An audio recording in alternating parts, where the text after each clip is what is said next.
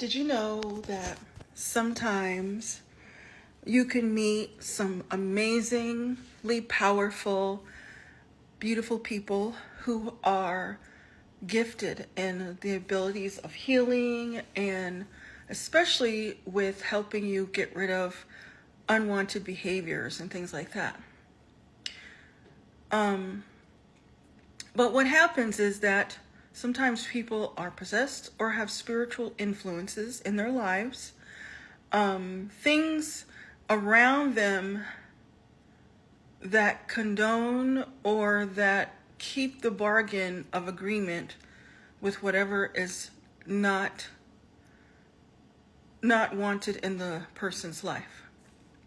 And people will say, oh, well, if you can do this, you should help me cast this thing out, or you should do this or that or the other. But the person refuses to make the decisions to get rid of the behaviors or continuously inviting the series of spirits, entities, and demons into their life, so that powerful spiritual person can't work with them because they have to make a decision to say no to the entity or the spirit or the demon. They have to, it's one thing for somebody who's helpless and who's like, I'm here, I want this, I give permission, and then they walk in a way that clears that path. But there are some people who come in as a trap, meaning they never intended to get rid of the spirits. They just saw your light and thought, oh,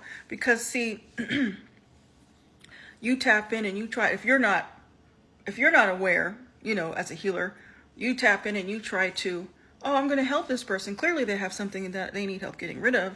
And then what that does is it weighs you down. And then you become burdened, energetically tapped of energy because this person is sucking the life out of you with their problems because they have these spiritual attachments, agreements they're making, all kinds of spells and things that they're doing on the side for themselves. Sometimes they're not, sometimes people are not doing this maliciously, but a lot of times they are, right?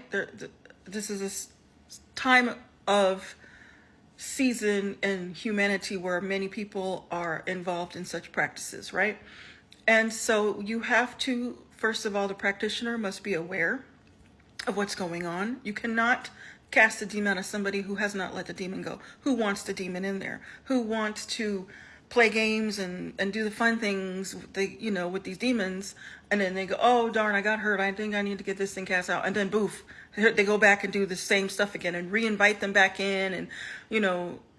The answer is no, right? And sometimes no, I will not even tell you why, just no. And the other person, they usually know why.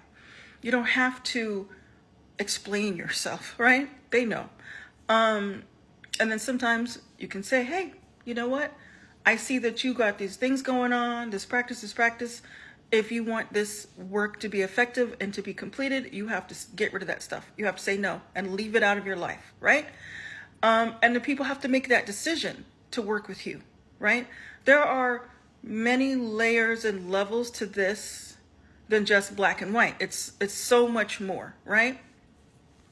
So those of you who are seeking deep level healing for physical ailments, for all kinds of other things, if you're going to start working with a teacher or a shaman or somebody who can deeply go in and help you do this work to clear this energies, and sometimes it can be instantaneous, it's what we all want, but a lot of times it is a progress things that sometimes takes days, months, years to clear energies, certain kinds of energies, certain kinds of patterns, right? Ancestral or karmic, past life karma stuff, And you also have to actively be working on these things yourself, right? So when you begin this work, you will actively continue to do the work daily, weekly, whatever, however it is prescribed.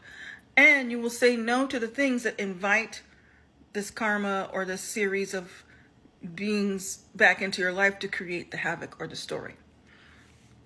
So this thought just came to me, and just this idea that, people are like, hey, can you heal me? Can you do this? And then you look at them and you say, well, this is what I see. And then they don't want to do the work.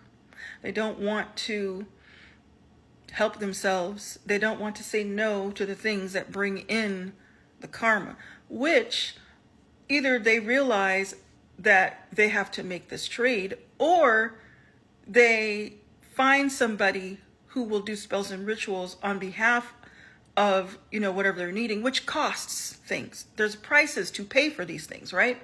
When you work with a shaman, the price is releasing these entities and demons and their value and whatever it is that they're telling you they'll bring you in return for your energy, time, service, price, whatever. Or you go to the opposite side and you say, okay, fine, I'll work with you, spirit, fairy, demon, whatever, and I'll give you what you want. I'll repeat that. I will give you what you want. And that could be anything. And when I say anything, I mean anything. It is the reason why you see so many people out here losing their minds, doing things that characteristically isn't like them to do. That's a lot of it right there, right? So people want what they want so badly that they're willing to make these bargains. They're willing to make these deals. They're willing to do these things thinking it's not going to cost them anything. It costs them everything. So, once again, if you're a healer, don't just reach out your hand and just start laying hands on people and touching people. I'm going to heal you, because there are things happening in the spirit world around you that you need to see to make sure that what you're doing is in alignment with God, is in alignment with spirit, is in alignment with the work that you're doing. And if it's not, you are going to pick up some karma from these people. You are going to get the brunt of whatever issues they got too. And you're going to be wondering why. I'm here to help. I'm good. I'm kind. Why am I paying the price for this person's whatever karma? Well, because you got in God's way, right? My saying is, you can't beat God being God, right? If you are working with someone and you've been guided to do the work and the person is saying, hey, you know what? They keep doing it, then you need to step back and they need to have an actual encounter. They need to meet God for themselves, right? Everybody always needs that, right? But sometimes people are just hard-headed and they don't want to. So you have to let them go, and in that encounter, sometimes they make it and they keep living, or sometimes they die before they see God and realize, oh, this is the truth, right?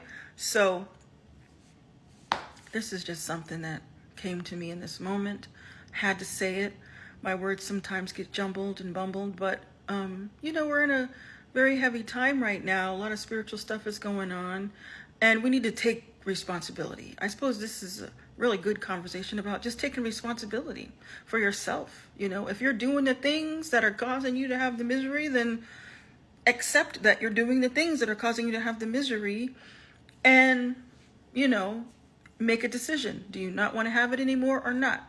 Don't go deeper and deeper and deeper. If that's your passion and goal in life, then fine. So be it, right? Healers know the difference between those who really need help and those who are on a mission and a journey to walk that world and to cause havoc and chaos in other people's lives through that work, right? Like, you're doing good work for them and they're on the other side casting spells and shit to try to figure out why you have so much power. How come this person's not buckling under my spells? It's because they work with the highest of the highest of the high. You don't, and you never will unless you change. That's what's up.